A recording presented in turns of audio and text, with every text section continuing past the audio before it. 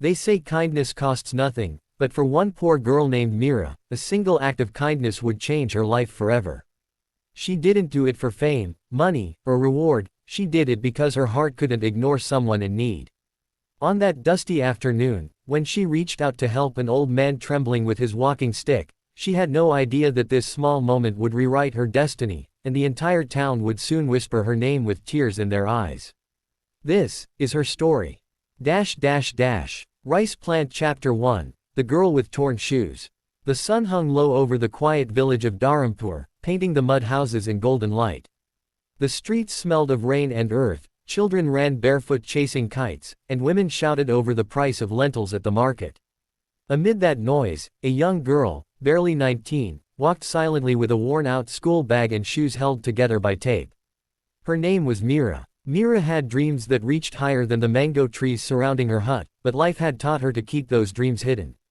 Her mother was bedridden, her father had passed away 2 years ago in a tractor accident while working for one of the richest farmers in the town, Raghavan Seth, a man everyone feared but no one truly knew.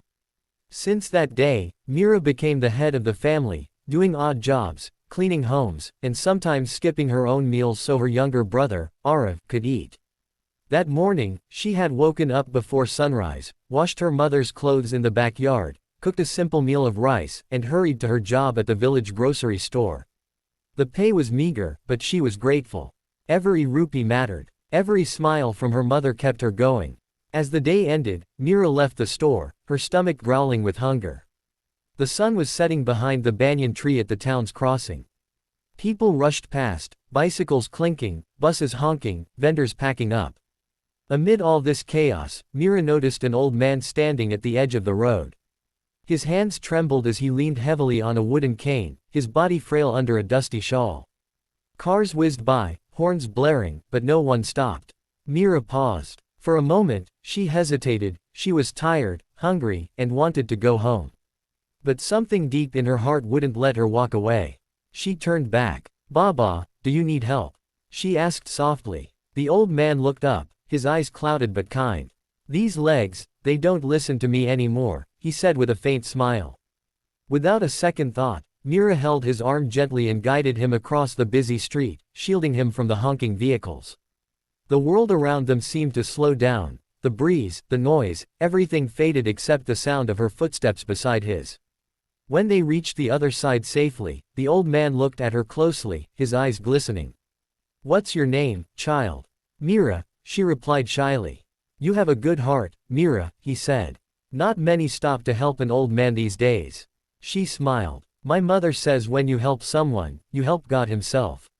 The man chuckled softly. "Wise mother." She waved goodbye and walked away, never looking back, unaware that a driver in a black jeep was watching the entire scene from afar, and that old man, with his worn shawl and dusty sandals, was none other than Raghavan Seth, the richest farmer in the district, testing the hearts of the people in his town after an accident had left him unrecognizable. That night, Meera returned home to her small mud house. Her mother coughed softly, and her brother slept beside her with his schoolbooks open. Meera sat quietly, thinking about the old man, hoping he reached home safely. She didn't know that her small act of kindness had already set something in motion, something far greater than she could imagine. Herb Chapter 2, The Test of Kindness. The next morning, the entire town buzzed with gossip. The rich farmer, Raghavan Seth, is back. People whispered. He's looking for someone special. No one knew why, but there were rumors that he was offering a huge reward to a mysterious girl. Meera didn't pay attention. She had work to do, bills to pay, and medicines to buy for her mother. But that same evening, as she swept the floor of the grocery shop, a black jeep stopped outside. Two men stepped out, one of them carrying a sealed envelope with her name written on it. "Are you Meera?" the man asked. She nodded nervously. "This is for you," he said, handing her the letter before leaving. Her hands trembled as she opened it. Inside was a note written in shaky handwriting. "Greater than, dear Meera. You may not remember me, but I will never forget the kindness you showed to an old man yesterday. Come to the Seth farmhouse tomorrow morning. Raghavan Seth." Her heart raced. Why would the richest man in town want to see her? That night, she could barely sleep. She thought of 1,000 reasons, Maybe he wanted to thank her, maybe he needed help again, but deep down, she feared it might be a mistake.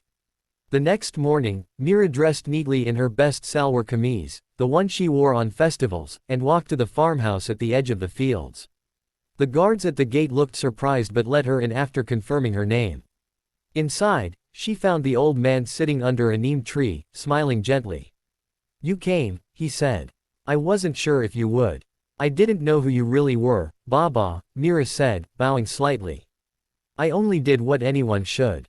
He laughed softly. "If only that were true, child. You're the only one who stopped that day."